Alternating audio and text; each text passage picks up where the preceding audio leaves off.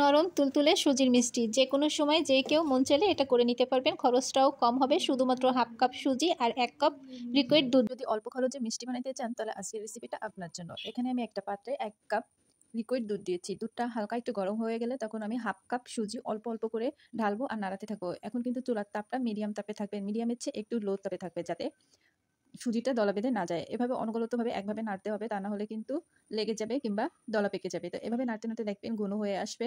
ঠিক এ পর্যায়ে আমি 2 টেবিল চামচ চিনি অ্যাড করে দেব।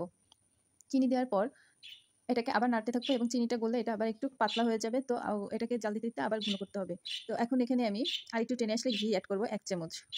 ঘিটা দিলে আসলে অনেক সুন্দর একটা ফ্লেভার আসে, অবশ্যই চেষ্টা করবেন ঘিটা দেওয়ার। এবার এটাকে আবার নাড়তে হবে। নাড়তে নাড়তে যখন দেখবেন সুজির থামিটা প্যানের গা থেকে ছেড়ে আসতেছে, তখন মনে করবেন যে আপনার ডোটা হয়ে গেছে। তো এই দেখুন প্যানের গা থেকে চলে আসে। এখন আমি এটাকে অন্য একটা পাত্রে ট্রান্সফার করে নেব। এখন আমি শিরাটা তৈরি করে নেব। এখানে আমি 1 কাপের হালকা একটু কম চিনি নিয়েছি আর 1.25 কাপ পানি দিয়েছি। একটা এলাচ দিয়েছি। আপনারা যারা মিষ্টি একটু বেশি পছন্দ করেন তারা পুরো 1 কাপই দেবেন। এলাচটা সম্পূর্ণ আপনার শিরাটাকে খুব বেশি ঘন করব না, জাস্ট উতল উঠলে 1-2 মিনিট পরই চুলাটা বন্ধ করে দেব।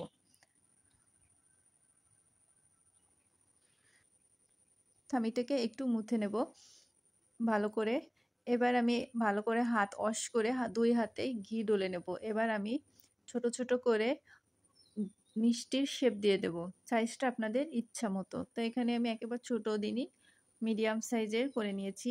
তো এই যে হাতের তালুতে নিয়ে আলতোভাবে এটাকে ঘোরাতে হবে। খুব বেশি প্রেসার দেওয়া যাবে না, তাহলে কিন্তু ফেটে যাবে।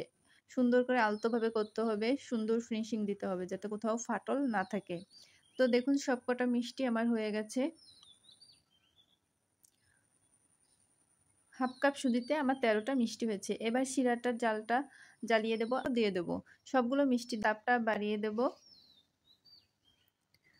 কিছুক্ষণ পরপর ঢাকনাটা তুলে দেব যাতে শিরা উঠলে পড়ে না যায়। আর এটাকে 5-6 থেকে 7 মিনিট করতে হবে। খুব বেশি করলে কিন্তু মিষ্টি আবার শক্ত হয়ে যাবে। মাঝে একটু চামচ দিয়ে নাড়িয়ে দেব। তো দেখুন মিষ্টিগুলো ফুলেছে আর হয়ে গেছে। তো মাশাআল্লাহ দেখতে কিন্তু অনেক সুন্দর হয়েছে, খেতেও মাশাআল্লাহ খারাপ না। কম খরচে মিষ্টি চাইলে 1 কাপ না সরি হাফ কাপ সুজি থাকলে আপনিও যে কোনো সময় এই মিষ্টিটা তৈরি করে নিতে পারেন। তো ভিডিওটা ভালো লাগলে অবশ্যই একটা লাইক করবেন আর একটা কমেন্ট করে যাবেন, পারলে একটা শেয়ার করে দেবেন। তো আপনাদের সাথে একটা মিষ্টি কেটে দেখাই।